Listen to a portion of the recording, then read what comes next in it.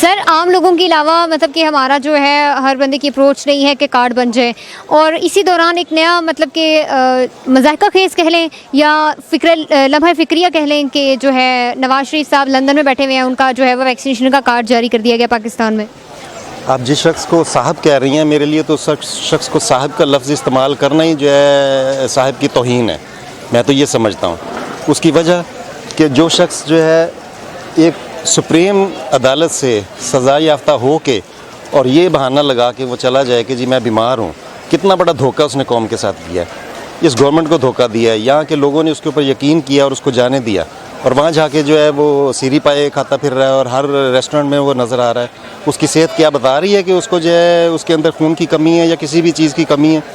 جو ہی اب یہ عدالت کا قصہ شروع ہوگا اور فوراً وہ بستر پہ بیٹھ جائیں گے، اور یہاں پہ جو ہے شروع ہو جائے گا سارا واویلا ان کے حق میں، جو ہے سارا میڈیا میں تو کہتا ہوں کہ اس کے حق میں ہے، کیونکہ اس نے پچھلے 10 15 20 سالوں سے جو جنریشن یہاں پہ قائم کی ہے بھرتی کر کے، ہر محکمے میں ججز سے لے کے فوج سے لے کے کوئی بھی محکمہ ایسا نہیں چھوڑا جہاں پہ انہوں نے اپنے بندے چھوڑے ہوئے ہیں۔ اب وہ جو بچے انہوں نے لگائے تھے وہ جوان ہو کے اب اس جگہ پہ پہنچ چکے ہوئے ہیں جہاں پہ وہ انہوں نے بڑے ایک خاص اور بڑے ضروری فیصلے کرنے ہوتے ہیں، اور وہ ظاہر ضروری فیصلے جو ہے ان کے حق میں ہو رہے ہیں۔ سب کو نظر نہیں آتا، ساری دنیا کیا بے وقوف ہے؟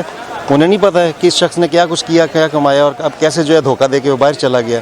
تو جو شخص اتنا بڑا دھوکہ دے سکتا ہے تو یہ کارڈ بنوانا، سرٹیفکیٹ بنوانا اس کے لیے تو بچوں کا کھیل ہے۔ اس کے اوپر تو بات ہی کرنا جو ہے وہ بالکل میں کہتا ہوں وقت ضائع کرنے والی بات ہے۔ یعنی آپ یہ کہہ رہے ہیں کہ وہ ملک سے باہر بیٹھے بھی ملک میں جو ہے وہ حقوقی چوری کر رہے ہیں؟ بالکل کر رہے ہیں۔ کیا جو شخص یہاں پہ آپ کو یا مجھے، جب میں اس چیز کا عادی ہو چکا ہوں، رشوت لینے کا، پیسہ کھانے کا، 2 نمبر کام کرنے کا، مجھے آ کے جب پکڑے گا تو ایک دفعہ تو میں پریشان ہوں گا۔ میری جیب جو ہے جب کاٹی جائے گی تو مجھے تو پریشانی ہوگی کہ اب مجھے حق حلال کی کمائی کے اوپر زندہ رہنا ہے۔ اس کو تو پتہ ہی نہیں تھا کہ حق حلال کی کمائی اس کی ہے کتنی، کہاں سے آتی ہے، کتنی آتی ہے۔ وہ تو ساری اس کا کام ہی جو ہے 2 نمبر کی کمائی پہ تھا۔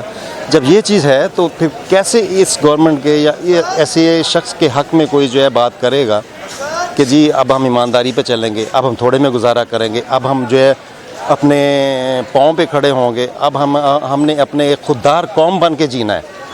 خوددار قوم بننے کے لیے جو ہے بہت کچھ کرنا پڑتا ہے، جنریشنز کی قربانیاں دینی پڑتی ہیں۔ آپ ایک شخص سے جو ہے مطالبہ کر رہے ہیں کہ جی وہ پورے ملک کو ٹھیک کر دے، اور ایک شخص سے یہ مطالبہ کرتے ہیں کہ جو لوگوں نے 30 سالوں میں کام نہیں کیا وہ 5 سال میں کر دیں۔